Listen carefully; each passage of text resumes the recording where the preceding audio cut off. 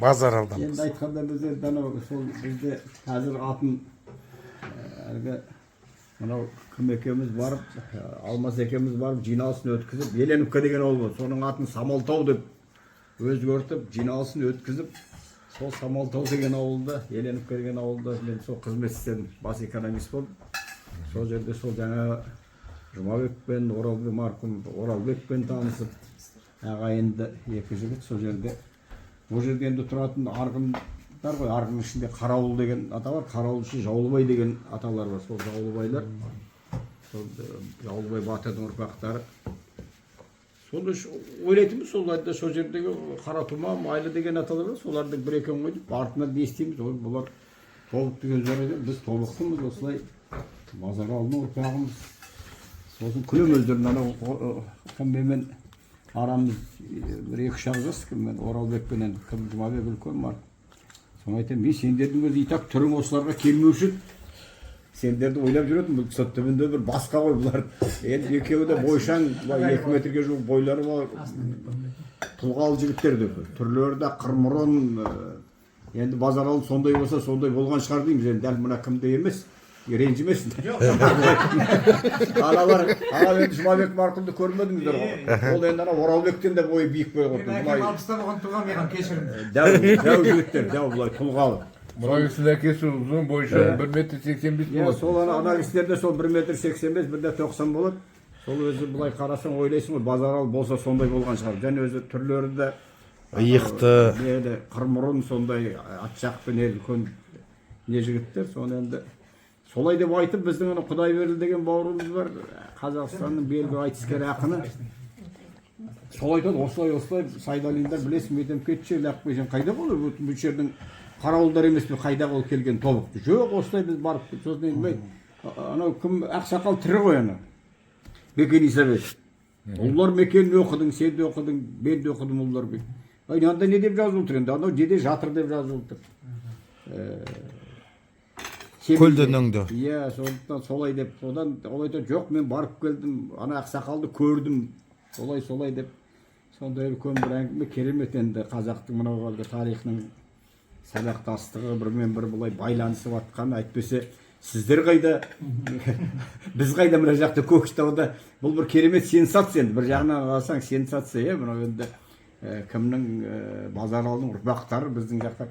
Ал енді екінші жағынан қарасаң, шынында енді бұлай өзі тарихқа жанасатын дүние сияқты, сондықтан енді өте олар енді айтып жатыр, нұрлы келіп кеттік аға, бізді ағайындарымыз жақсы қарсы алды, болды. Анау Бекен Исабек ағамыздың тірі кезінде келіп кеттік, атамыз тірі кезінде келіп, ол кісіні көріп, өздері. Алмас, сен де келдің ғой деймін, е? Мен артынан келесі жолғысында келдім. Сондықтан бүгін міне 190 жылдығына келіп отырмыз, Абай атамыздың 180 жылдығына, иә, Алла жаса 190-на да келеді екенбіз. Құдай қаласа. Алла тағала сау отқан шығар, азымыз 190-на да келеді шығармыз. Ондан өте қуаныштымыз, енді қазақтың абайы ғой, жалғыз. Семейдің абайы емес, Шыңғыстаудың абайы емес, қазақтың абайы. Сондықтан сол енді сіздерге де сол амандық, саулық тілейміз. Енді мынау жерде жаңағы өте қуаныштымын танысып жатқаныма, сіздерді көріп жатқаныма. Ағабай, сені көріп жатқаныма мінекі түрлі. Сол бауырларыңды енді көрдің. Ол жерде енді өздерінің беделдері бар, мықты сондай азаматтар, Сайдалиндар белгілі. Анау кімнің Жұмабектің баласы бірнеше ауданда жаңағы роводның бастығы болды, ішкі істер десінің бөлімінің. Оның үлкен ағасы тоже полковник, Арман, иә.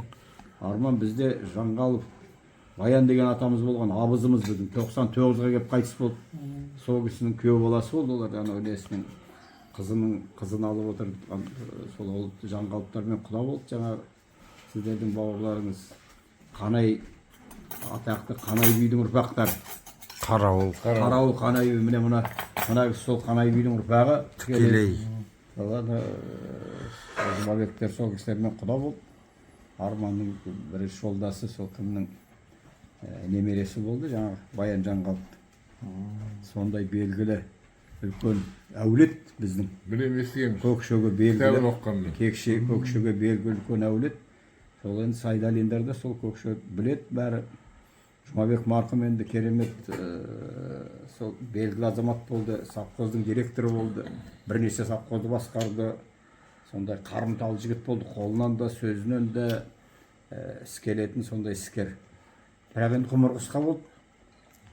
Сол 60-қа жетті ме, жетпеді ме, білмеймін, аса ерте қайтыс болып кетті. Енді бір жағын стресс та ғой, 90-шы жылдары қандай басқарып отқан совхозынан жұмыстан жұлып алып, жап-жақсы әперем істеп отқан жерден енді сондай жағдай болды. Бәрі жекешелендіру деген болды бәлки. Әйтпесе керемет сондай жақсы, мықты азамат болды. Сондай ұрпақтары бар, Аллаға шүкір, өскен әулет, балалары бар. Ұлдары қазір енді ат жалын ұстап мініп қазір елдің істеріне араласып жатыр, немерелер депутат болып жатыр қазір. Ол тек болғаннан кейін тек қоймайды, ар жағынан тепкілеп шығарады ғой. Ол Базаралының ұрпағы болғаннан қалай түйшіре алмайды ол. Бір жерден айту. Шулатып қояды, дірілдетіп. Аталарына тартқан. Сол өте қуаныштымыз. Дәмдеріңізге рахмат. Базаралы туралы кішкене айтып өтсеңіз. Демалыңыздар, содан Екен кейін Исабектің жалғастырайық. несін оқыдық қой, оқып енді керемет сондай риза болдық. Ана Базаралының жалпы енді әлгі түрмеде неден айдаудан келгендегі әлгі елдің қарсы алғаны, өзінің қалаянынан келгені, аюмен күрескені бар, аюмен күресіп сол аюды әлгі жығып анау цирктің аюы бар, дөкей үлкен, соны алып келіп айтқан, мынаны кім жықса соны қандай сұрағы болса да қарамай шығарам деген анау ненің. Сібірде айдауда ит жеккен жүргенде.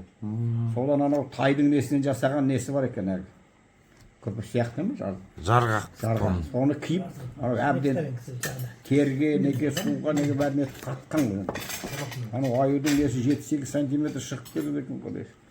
Тырнақтарын еткенде. Анау аю болмайды дейді, аю бұлай да лақтырады, мен бұлай да лақтырады деп, анау әбден неті. Содан ананы астына кіріп көтеріп алып, аюды берген ғой бар. Ананы сонда аю несін салып жергенде, анау неден өтпеген. Жаңағы, сол айта аман қалғаны, жаңағы ненің арқасында, қайтерден жарқысын арқасында аман қалған. Содан енді айтқан уәденің аты уәде жіберген ғой, содан келді ғой, елге келді. Соның бәрін енді сондықтан біздің елге келгенде енді айтып отырады, ана жаңа айтып өттің ғой өзің әлі дүңкелділер. Дүйсенбидің ұрпақтары ғой. Соны келіп жаңағы әлгі байдың жылқысын жұт болады ғой, бізде де болады жұт енді шықпай қалған жылдар. Сонда анау Қарақойын деген жер бар, бері қарай Жезқазғанға қарай үлкен, сол жаққа қарай малды айдап әкетіп, сосын 1,5 жылдан кейін, 2 жылдан кейін 2 есе малын қайтарып айдап алып келіп, содан сол жер алдына мал салып, жанына жан қосып, содан аталарыңыз сол жерде үйлі баранды болып, содан тараған ұрпақтар деп айтады. Астыдалай Рахмет. жазғанда анау жердің атын алады да, соны жаңа айтып отырмын, Ақшоқы дегенді алады да, тоны түгел анау ар жағынан қалқамал мамырдан бастап былай бері қарай осы заманға дейінгі қандай сапқа отырған, ол жерде қандай председатель болған, оның кімнің ұрпағы екенін, ол абай жолында қай жерде жазылғанын бәрін түгел әркім талдап тұрып өтмас. Керемет ана. Осында Оралбек ағалар келді ғой осында. Сонан кейін бір айдан кейін осы қариялар жиналды тобықтыларын. Содан Абай музейінде бір конференция болды. Сонда ол кісі қатысты. Сонда Оралбек ағалар сіздер қайдан келді деп тегінде айтып, сонда көп көрін конференция болып, сонда қатысқан кісі сол кісі. Осы жуырда осы 2-3 жыл болды қайтыс болған. 90-нан асып 100-ге таяп қайтыс болды. Сонымен бір совет деген ақсақал болған қатысқан сонда. Сол Орекеге сен қайдан келдің? Базаралы атамыз бұл жақта біз саған бермейміз деп. Қайдан бар? Енді бәріміз де сөйледік. Қалай ол қайда? Анау Шыңғыстау қайда, біз қайда, ол қайдан келген қалай деп. Содан ең аяғында айтып, бәрі тілге келіп түсініп, осындай жағдай болуы мүмкін деп, тарихи жағдай. Енді үлкен ақсақалдар туралы қайтып кетті ғой. Информациялардың болмай қалғанмен, бірақ тарихи көз бәрі келісіп тұр былай қарасаңыз. Сол жағдай болғанын, атамыздың ана Итжекненге барғанын, Сарыарқадан жол өткенін түгелі бір өлең бар екен ана. Біздің шежіре бар қазір кітапта, сол өлең соны ыңғайын келтіріп айтылған сол туралы. Әріптің өлеңі ма? Тәңір берген? Үйде жалып тұр, шежіре ішінде бар қазір табылған. Тамақ ішіп отырмыз. Қымыз ішіңіздер. Tamam.